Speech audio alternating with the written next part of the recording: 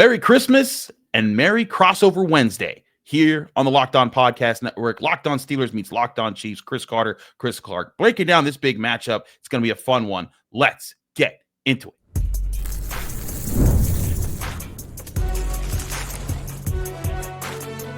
You are Locked On NFL Crossover, part of the Locked On Podcast Network. Your team every day.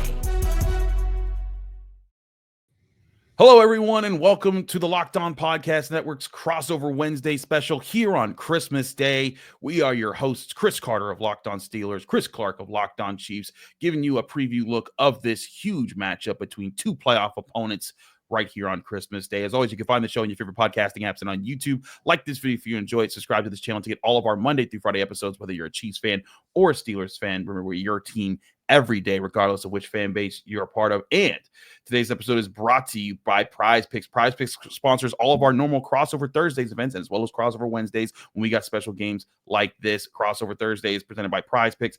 Download the app. Use code LOCKEDONNFL to win $50 instantly when you play just $5 more on them later. Chris Clark, these two teams are bound for the playoffs. The Steelers can't clinch anything this week.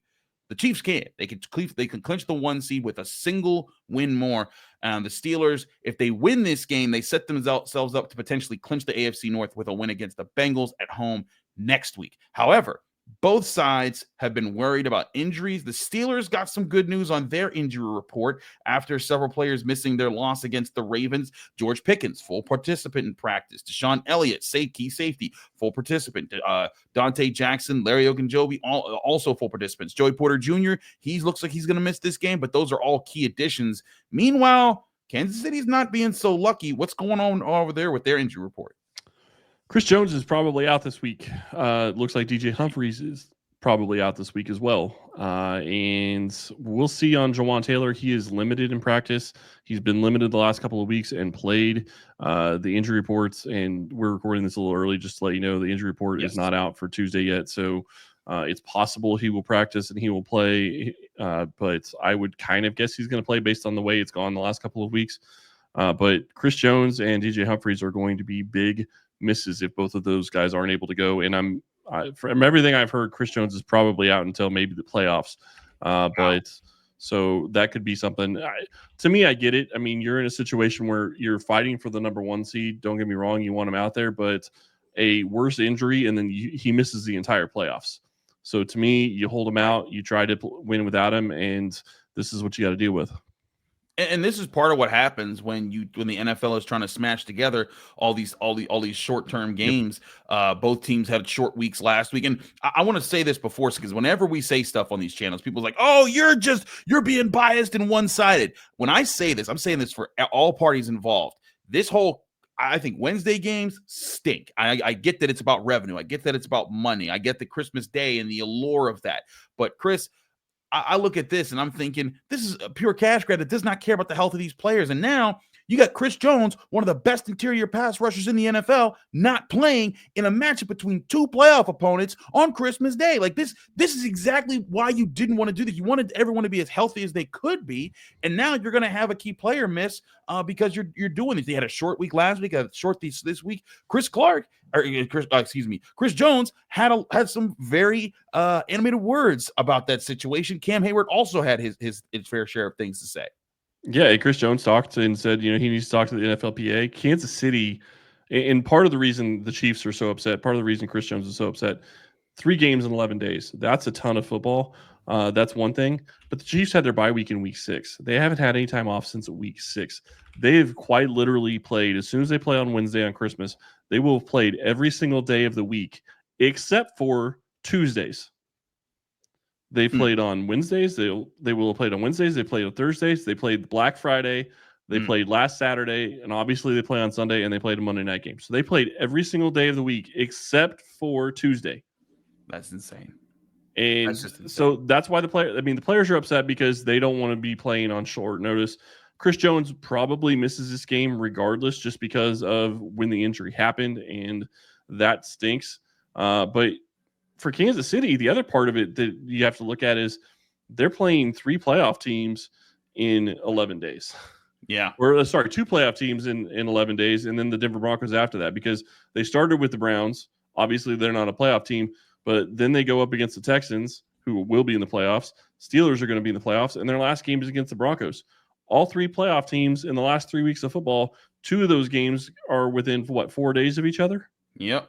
Yeah, it's the same thing for the Steelers because they do have 3 playoff teams and 3 pretty good ones. They played the Eagles, 2 weeks ago. They played the Ravens just on Saturday, and now they get the Chiefs. And that's why a lot of people were saying at the beginning of the season, Steelers can't win the division, or they can't even make the playoffs. They got too tough of a schedule late down the stretch. Now they've built up, I think, enough. They built themselves up enough, goodwill with the wins they got earlier in the season. So they've lost the last 2, and that's allowed them to kind of already clinch the playoffs. But you're looking into this. Cam Hayward also said, we were in the locker room and I was talking to him, and I asked him, like, hey, he was talking about the NFLPA, and he's like, look, we all signed up to make money. We all signed up to play the game. You know what it is. It's the same for both sides. Both teams are having the same problem. He's like, and I asked him, so like, is part of a solution from the NFLPA to add extra bye weeks maybe into a season to get things? And he was like, you know what? A better idea would be to actually have a bye week before a Wednesday game. He's like, we all just got done playing on Saturday. And I think it's just common sense. Like, you want your players to be healthy. Creating these short weeks, one, it puts them at risk for more injuries. And then like let's say Patrick Mahomes, because you're talking about they're going to be the Chiefs convincing a key tackle. What if this is the week where just the wrong but missed block happens and Patrick Mahomes gets hurt? Oh, yeah. Playing the playoffs, and then the NFL is going to be like, oh man, that's going to be terrible. We're missing yes, it is going to be terrible, which is why you should defer more to protecting your players and doing that. And I just think it puts both sides at a disadvantage. I think the Steelers might get more of an advantage this week because they were able to rest a lot of guys who had just gotten hurt last week against the Ravens, and now they're coming back this week. They're still going to be missing probably Joey Porter Jr., who's their number 1 corner, and he's helped them in some key matchups. He's had some bad games here and there too, but Chris Jones, that's a superstar player. That's like if the Steelers are missing Cam Hayward, and that would be a disaster for them. So I think it's just it goes back to the NFL's greed kind of stepping in and maybe not doing the best, thinking the best of their players in this situation. Well, and let's not forget, Patrick Mahomes got injured against the Browns. There was a chance that he was not even going to play against the Texans. Based on what you saw, obviously he was walking afterwards. It came out that it was a high ankle sprain. A lot of people, when they get high ankle sprains, they're not playing for a couple of weeks. Yep. He is built differently, and I don't understand it, but he is built differently. He's able to make it through it, and he's able to go. But we're going to talk about this here in a little bit when we start talking about the matchups later on in the show. But the thing that concerns me is you talk about a guy like TJ Watt, who's coming back from an ankle injury, and obviously he was able to play against the Ravens. But you talk about the Chiefs tackles missing this game, or potentially missing this game. DJ Humphrey's not playing, so you have Joe Tooney as your left tackle. If Jawan Taylor doesn't play, that means Wanya Morris is your right tackle, and he's going to be going up against TJ Watt. That is not something that I really want to see Patrick Mahomes in a situation where he's got Wanya Morris going up against TJ Watt every single down and having to try to get the number 1 seed with TJ Watt on the other side of Wanya Morris. I think that's the whole thing here. Wanya Morris having to go up against the Steelers for the Chiefs. I know Steelers fans know exactly what I'm about to say here about where TJ Watt lines up. The Steelers always put TJ Watt practically on the right tackle. It's just the side he's most comfortable with. Him and Alex Highsmith have developed a chemistry over the past several seasons, and now they feel this comfort when they're able to go to it. But the Steelers have, at very rare times this season, move TJ Watt around. Sometimes he lines up as like an off-ball linebacker, or lines up over the middle, or sometimes lines up over the left tackle. And they've moved him around in rare spots, but only momentarily. Like, for example, when they played the New York Giants in the middle of the season, they moved him to the right side, or to the left tackle, for 4 plays. Those 4 plays against the Giants, you'd have to go back to 2021 to total how many times he had lined up over the left tackle before that game. If you were to do that. So TJ Watt's going to line up on the right tackle probably in this game, unless the Steelers move around. If they do, it's an exclusive move they're doing to just confuse the Chiefs and to take advantage of a matchup there. But they're also very confident in Alex Highsmith. They're very confident in Nick Herbig, their second-year player out of Wisconsin, who's made some really big plays off the edge. They also like Preston Smith, who they acquired in a trade right before the trade deadline. So they have 4 guys they like to rotate on the edge, and I do think that's going to play a big factor here. Is which defensive front that's been very good. Both teams have have had very good defensive fronts this season. Which defensive front causes more havoc for the opposing offensive line, and which quarterback handles it better? Patrick Mahomes looked like he had no problem moving last week with that 15-yard touchdown run we saw. But still, you want to protect your superstar, just like the Steelers want to protect Russell Wilson. I want to talk about Russell Wilson because he has some familiarity with Kansas City, and we talked to him about that on Monday in the Steelers locker room. We'll do that next here on Crossover Wednesday here on the Christmas Day episode on the Locked On Podcast Network. Chris Carter of Locked On Steelers, Chris Clark of Locked On Chiefs. Stick with us. We'll be right back. But first, remind you, this show is brought to you by FanDuel Sportsbook, the #1 sportsbook in America. The NFL playoffs are almost here, but it's not too late to get in on the regular season action with FanDuel, America's #1 sportsbook. Right now, new customers can finish the season strong with $250 in bonus bets if your first bet of $5 or more wins. FanDuel has so many ways for you to pick up a W. I love betting on which players score a touchdown and how many points will each team will score. It's thrilling, as are the odds, ends, and lines for Steelers Chiefs this weekend. The Steelers started as 2.5 point home underdogs to the Chiefs. They've remained that for most of the week. The Steelers money line plus 130, Chiefs money line minus 154. The over-under moved up a point to 44.5 points. Where will you put your money? You can start the season with a big return on FanDuel today. Remember, go to FanDuel.com to join today. That's FanDuel.com for your chance at $250 in bonus bets if your first bet of $5 or more hits. Make every moment more with FanDuel, an official sportsbook partner of the NFL. Back here on Crossover Wednesday here on the Locked On Podcast Network. It's the Christmas Day special episode. Chris Carter of Locked On Steelers here with Chris Clark of Locked On Chiefs. We got double CCs in the building right now. Chris, let's talk about Russell Wilson. Now, this is a guy who's been around the league for a long time. They've brought him in for big games. The Steelers, they've won some games against the playoff opponents. They've lost the last two, though. But now they're playing a Chiefs team that he has a little more familiarity than the rest of the Steelers when you look at his time there with the Denver Broncos. In the last two seasons, he split with the Chiefs, winning 24-9. In last season, and also losing 8-19. He got swept by the Chiefs the year before that with the Broncos. But he did get to talk about his familiarity with the Chiefs and his respect for them. I wanted to play this clip. Here's Russell Wilson talking about what he's learned and what he expects to see from the Chiefs. We talked to him Monday in the Steelers locker room. You've prepared for these guys twice in each of the last 2 years. How much do you fall back on some of that this week? Yeah, for sure. I think you definitely studied what you've done. Beat them last year. I think that I was fortunate to be able to throw a few touchdowns on them. They're a really good defense. They don't give up much. They do a really good job. They're one of the top defenses in the National Football. We've got to be ready to play our best game, and we respect who they are and what they've done. They obviously won 2 Super Bowls, and it's real. Two Super Bowls in the last couple of years. So what is it about the blitz package that Spags deploys that's just been so effective? Yeah, I think Spags is one of the all-time great defensive coordinators. You think about things he's been able to do. I have so much regard for him. I've gone against him a lot of the years. And I remember even when I was in Seattle, went against him when we played the Chiefs and all that. He just does a really good job of mixing it up and challenging the defense. To blitz us a lot and to do different things. So it makes it really challenging for us as an offense, and we got to do our job. So, Chris, listening to Russell Wilson talk there, he has a respect for what the Chiefs do, what Spags does, what this defense is able to bring. What have you kind of seen in the past few times that he's played against the Chiefs that he's been able to do well? Russell Wilson isn't a guy for big yards numbers, but like, for example, he only had 114 passing yards in that last game where he beat the Chiefs last year with the Broncos, but he had 3 touchdowns and no interceptions.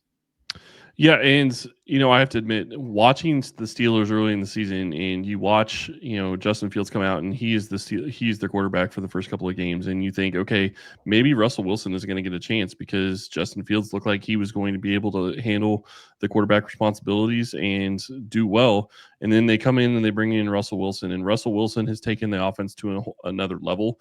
He's gotten more use out of George Pickens and the wide receivers.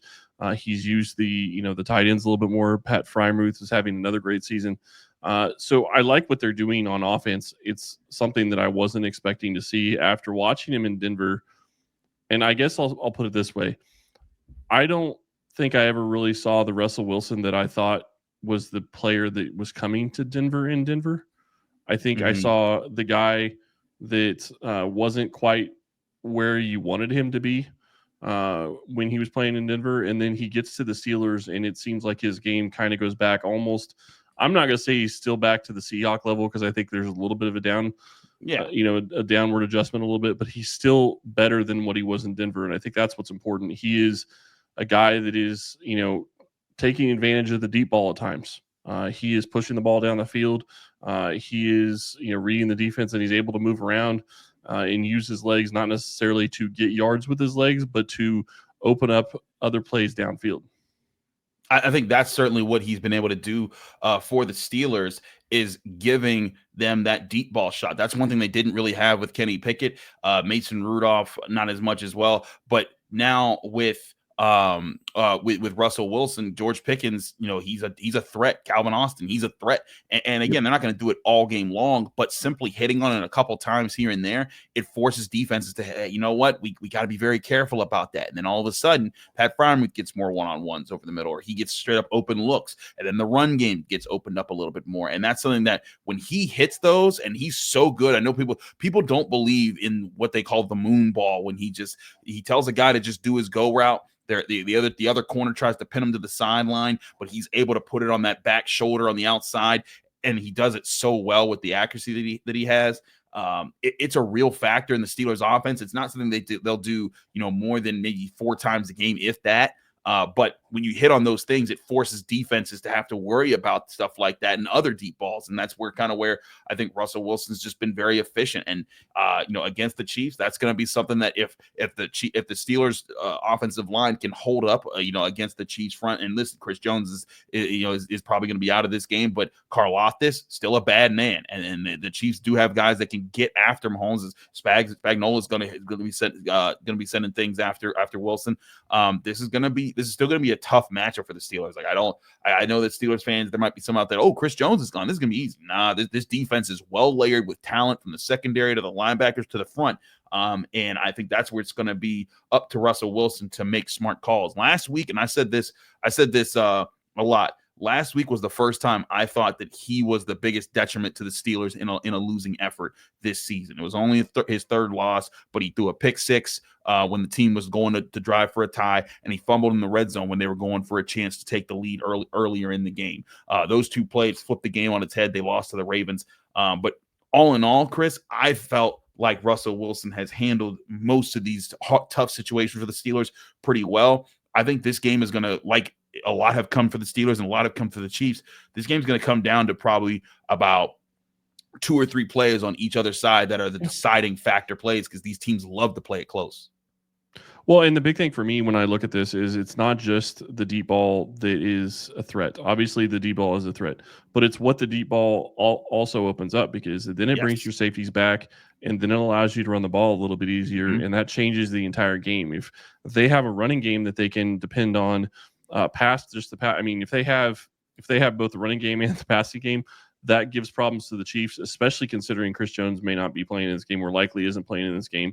So then you're in a situation where you're trying to stop the run, who in the Pittsburgh Steelers are I'm not going to say they're great at running the ball, but they're doing pretty well. And if you get a high volume run team, there you go. But if they're efficient, that's the big thing. If they're efficient, and they're going to be more efficient if Russell Wilson can push the ball down the field, because then that's going to drop your safeties out. You're not going to have as many in the box, and that opens things up for the rest of the offense. Absolutely. And that's what the Steelers want to do. And I said this too, outside of Russ's 2 turnovers, against the Ravens, I thought the Steelers moved the ball very well. They only had 2 3-and-outs against the Ravens. And part of that was the run game. Jaylen Warren averaged 4 yards per carry on 12 runs. Najee Harris averaged 4.7 yards per carry on 9 runs. And then even Russell Wilson got some yards in the ground. And I think part of it was because the Steelers, unlike how they've done several times this season, where they've tried to run into the teeth of the defense to show we're the more physical team, they passed to start the game. They opened up. They said, hey, we're not going to necessarily go for the deep ball. We're going to check here, check there. We're going to take where you're not at. And if you're aggressively trying to stop the run, we're going to get some matchups we like. We're going to trust Russell Wilson to make this the right call. And then after those plays, then when the defense is like, okay, we got to honor some other things here, Then they've run the ball, and this young offensive line with a second-year player in Broderick Jones at right tackle, a fourth-round rookie in Mason McCormick at right guard, a rookie center, second-round pick in Zach Frazier. That's when they have started to play at their best, when teams can't focus purely on them and try to take away the run. That's what Arthur Smith, their offensive coordinator, has to do in this game, and that's why Russell Wilson needs to be timely with when he makes those throws in this game. If he can do that, I think that this is going to be an interesting game for Kansas City. It's going to be very hard. They're going to have to score more points than they've scored pretty much, I think, all season, because without Chris Jones, the pressure that you're going to be able to get on Russell Wilson is going to be a lot less. Jones is a guy, and it's not necessarily that Jones has been getting a ton of sacks. He's been getting pressures, but the fact is he's getting double teamed so often that he's opening up things for everybody else. And without Chris Jones in the middle of this defense, you're going to have to manufacture pressure from elsewhere. You're probably going to have to start sending blitzes from the linebacker level or from the corner level or even safeties, and you're going to have to try to pressure him that way and surprise him with something he hasn't seen, which he's seen pretty much everything in the NFL. But Spagnuolo is very good at disguising things. So we'll see how that goes. Absolutely. I want to talk about some more of the key matchups in this game that are going to determine the winner here. Chris Carter, Chris Clark. It's crossover Wednesday here on the Locked On Podcast Network. Stick with us. We'll be right back. But first, I remind you this show is brought to you by Prize Picks. Today's episode being sponsored by Prize Picks. If you love watching the game, you're going to love Prize Picks. It's the easiest and most exciting way to play daily fantasy, whether it's football, basketball, or any of your favorite sports. Prize Picks makes your holidays bigger and brighter. You can now win up to 1,000 times your money on Prize Picks. Plus, this holiday season, they're giving away $30+ million in rewards during Picksmas and offering 2 free picks in December. And when your picks hit, Prize Pick makes it easy to cash out. You can get your money in as fast as 15 minutes. This week, I'm looking at Jared Goff for more than 230 passing yards and Saquon Barkley for more than 1 touchdown. It's quick, simple, and so much fun to challenge myself and my friends. Prize Picks is the fun new daily fantasy game that everyone needs to start playing right now. Download the Prize Picks app today and use code LOCKEDONNFL to get $50 instantly after your first $5 lineup. That's right, $50 instantly when you play just $5 only on Prize Picks. Run your game.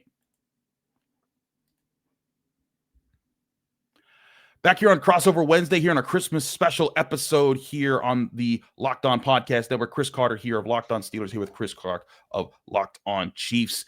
Chris, we got some key matchups in this game. I always look at the trenches because that's where the Steelers are built primarily to win on defense, and I look to see where are things that they could take advantage of on the opposing offensive line. And whereas the tackle situation with DJ Humphries, that's a tough spot. Thuney's going to be there at left tackle. I think that's Alex Highsmith's chance to eat. Jawan Taylor's questionable. We'll see how things get there. But one guy that's been very good for the Chiefs for basically his whole career is Creed Humphrey. And the Steelers have a really strong defensive tackle in Cam Hayward. And I wonder, what are the ways that the Steelers, if teams have this year, confuse this offensive line or gotten it out of rhythm at times to try to catch some gaps to get a good shot at Mahomes or stuff the run game? It's been interesting. I know PFF isn't great or isn't perfect, but I don't think that it's Creed Humphrey or Trey Smith that have allowed pressure on the interior. I don't think Joe Thuney has allowed sacks on the interior. I want to be clear. Pressure, yes. Sacks, no. Still impressive. Yeah, and obviously Joe Thuney is in a different position right now, so I'm not going to count what he's allowed at left tackle because he's playing out of position, just trying to give this team a chance to win. But Caliendo is going to be a problem. And going up against a guy like Cam Hayward, that's going to be a problem. So I'm going to be curious to see how they go and try to attack that. And then you talked about Alex Highsmith on Joe Thuney. Thuney hasn't been fantastic. He hasn't really been keeping guys completely away from Mahomes, but he's done enough to keep people between – he's done enough to keep himself between whoever is rushing Mahomes and Mahomes. And he hasn't done it pretty sometimes. Sometimes he's just spinning. He's got him on his back and hold him off, but it's effective. If he doesn't get a hit in the sack, that's exactly what you need. When you look at Creed Humphrey and you look at Trey Smith, I don't think that there's not much daylight between those two. Those two have seen just about everything in the last 4 years, and they are doing fantastic together, and the communication is great. So the question is going to be, can Humphrey and Caliendo be on the same page in passing off pressures on the interior? Because that is where when you look at how this Chiefs offensive line has played the entire season, the interior has been solid until you get to a point where you have to kick Joe Thuney out to tackle, and now you're in a situation where the interior is not going to be as solid, and that's a big question mark. I do think that Hayward could have a big game, and if he does, that's going to be a big problem for Kansas City and the Chiefs. The one thing that I will say that goes in their favor right now is the addition of Hollywood Brown. I know we're talking about the Lions, but the reason it's so big with Hollywood Brown is because of how quick the ball gets out of Mahomes' hand. Mm-hmm. That is going to negate the pass rush to an extent. Mahomes, I think, got the ball out in less than 2.5 seconds all week last week. If he does that this week, good luck getting pressure. And right. I've said this multiple times because this defense specifically, I've had marked on my calendar. I have been terrified of the Steelers defense, mainly because Highsmith and TJ Watt have been two of the best in getting the quickest pressure on the QB the entire season. Mm-hmm. If Mahomes is getting the ball out in 2.5 seconds, that will be negated. And the addition of Hollywood Brown, along with DeAndre Hopkins and Xavier Worthy, I think could really make a difference in this game. It could be, when Patrick Mahomes is at his best when he's getting the ball out quick because he's making quick reads, he's understanding where things are going, and then when he does his extended plays, it's like, oh man, he could also do that. That's I think the very frustrating part about Patrick Mahomes at times when you're trying to be an opponent against him. But to your point, if the Steelers are able to maybe muddy up the coverage on some of the underneath passes, so he has to hold on to the ball a bit longer. That's going to be key because then TJ Watt and Alex Highsmith and Cam Hayward and Ogunjobi, who should be back, and Keanu Benton, who's a younger player on the interior, then they can all start to try to get more into what they like to do to be aggressive up front. Like Alex Highsmith, everyone's going to be focused on TJ Watt, but don't overlook Alex Highsmith. He's 27 years old. He's in his prime. He's got 6 sacks in 9 games this year. He's on a really good pace, and he has some really good moves on him. And then again, Nick Herbig is a second-year guy out of Wisconsin who's very quick off the ball. He's just extremely quick, and he gets into his moves fast. I look at them.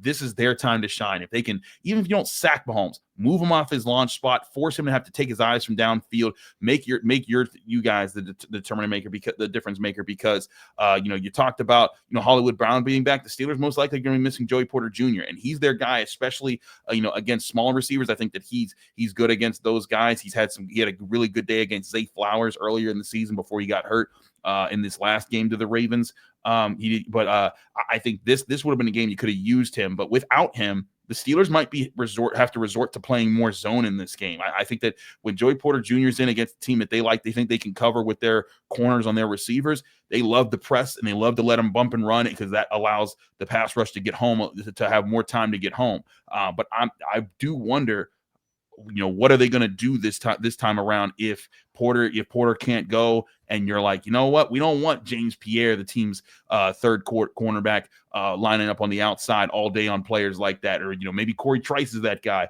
But I do think that that's going to be a big part of this, is the respect the Steelers give to the Chiefs receivers, and how does Patrick Mahomes take advantage of it. And you just said something that is music to my ears. If they run zone against Patrick Mahomes, he's going to light them up. Yep. And I have full respect for the Steelers defense, but if there's one thing I know, it's that the Chiefs have a ton of zone beaters. When you're talking formations, when you're talking about routes, all of that, and you have guys that consistently beat zone and have been in Andy Reid's system long enough to know where the soft spots and zones are going to be. And if Mahomes is running against zone and he knows it, that's going to be a problem for the Steelers. What they have struggled with is man coverage. They don't really have guys that are great against man coverage. Hollywood Brown may be an exception in that. We haven't seen enough of it yet to really know whether or not he's going to be. But what you have seen is a guy in DeAndre Hopkins that's come in and actually been able to do pretty much whatever he wants. And Patrick Mahomes trusts him implicitly just about as much as he trusts Travis Kelce, which for as long as Hopkins has been here says a lot. None of the other wide receivers really have that type of relationship with Mahomes, and Mahomes will give Hopkins the ability to go get a ball that he probably won't throw to other wide receivers, maybe outside of Hollywood Brown. We'll see if that can continue. But if they play a lot of zone, I'm liking that matchup for the Chiefs. The one that I'm going to be interested in, and this kind of goes back a couple of weeks for me, is you get Charles Omenihu back in the pass rush. And he's been out most of the season because of an ACL tear late in the playoffs last year, and wasn't able to play in the Super Bowl. But he comes back and he's looking closer and closer to being to form. Obviously, he's not going to get back to the explosiveness he had before the injury last year, but he's looking very good. Him going up against Broderick Jones, I think, would be an interesting matchup for this defense. And the bigger thing for me isn't necessarily that he gets a lot of sacks or gets a ton of pressure. That would be great. It's getting him the snaps and getting him ready for the playoffs. I believe this will be his third game back after the injury. And so it's all about getting the reps. It's all about getting back into football shape. It's all about getting ready for January and February. Yes, you want to win this game, but for some players, you have to focus on something a little bit different. And him getting after the passer and getting after Russell Wilson is important, but he needs those reps as well. And listen, I think that's key, certainly getting experience in key moments. And Broderick Jones, an interesting matchup for him. Broderick Jones, a first-round pick last year for the Steelers. He's been very much a roller coaster. He's had some really good weeks. He's had some bad weeks. I'd say he's had more bad weeks than good overall this season, but I think he's been trending upwards more often than not, I'd say, over the past month or so. So looking at those things, I do think it's going to be really interesting. The Chiefs pass rush. I also wonder, how are the Chiefs going to try to balance, work against the Steelers' balance on offense, with the way the Steelers want to run the ball. I think they're going to try to pass to set up the run again this week. Who do the Steelers go at in the Chiefs secondary? That's going to be another big factor in this game because the Chiefs do have some good players like Trent McDuffie in that secondary. Yeah, and McDuffie is coming off of back-to-back games with interceptions after not having a single interception his entire career until 2 weeks ago, and now he's got 2 in 2 weeks. So I would love to see that trend continue. You look at matchups, and I think matchups are important, but I think the biggest thing and one of the craziest stats for me this entire season has been how poor the Kansas City Chiefs have been when it comes to turnovers. And it's not that they've been turning the ball over a ton. Lately, they haven't. Patrick Mahomes was taking care of the ball, but he was turning the ball over early, and they weren't getting turnovers coming back. So their turnover, the turnover differential was horrible for the Chiefs. I think they were something like -11, and they were I think the only team that was past -8 or 9 that had a winning record because of how bad their turnover rate was. And obviously Mahomes and Andy Reid can give you a little bit of something. The Browns game really helped that because the Browns turned the ball over a ton. If there's multiple turnovers in this game, especially if they go against Kansas City, that really heavily favors the Pittsburgh Steelers because while I think the Chiefs have the ability to beat Pittsburgh, if it's a straight up game, yes, if they give the ball away once or twice or 3 times, it's over because they're not going to be able to. They're not the explosive offense they have been in the past. They can get 10, 12 play drives. They can have some explosive plays, but especially with Mahomes on a bum ankle still, he's not going to be anywhere near 100%. He can't move the way that you'd want him to. And I just don't see it working if they cannot win the turnover battle. So I think that's a huge key in this game. It certainly is. I do think it's a big key in this game. We'll have you covered on both our podcast channels after the game later today on Christmas Day. Christmas Day football on a Wednesday in the NFL. Thank you for tuning into Crossover Wednesday in this special Christmas Day episode here on the Locked On Podcast Network. Chris Clark, thank you for joining me, sir. It's always fun to talk with football with you. Let people that can find you, follow you, and get more of your work. You can find me at Chris Clark NFL. You can go follow me over at Chiefs Corner. Chris, it's always been fun having these conversations. I'm thinking that there's a possibility we may be having another one here in the next month or so. So we'll be seeing how that goes. I think Steelers fans would like that because that means they probably won a playoff game. But thank you, Chris. It is a joy to talk with you. Tell Ryan I said what's up. I'm Chris Carter. You can follow me on Twitter, Blue Sky, Instagram, TikTok, all the social medias at Carter Critiques. You could read my work in the Pittsburgh Post-Gazette, post-gazette.com. You can find me here on the Locked On Podcast Network, just like you can find Chris Clark. Just look up the Locked On Podcast Network, search Locked On Steelers or Locked On Chiefs. You can find our Monday to Friday shows on your favorite podcasting apps and on YouTube. Like this video if you enjoyed. Subscribe to this channel to get all of your daily Steelers or Chiefs takes here. We'll both be doing post-game shows. We'll see you right here on the Locked On Podcast Network after Crossover Wednesday.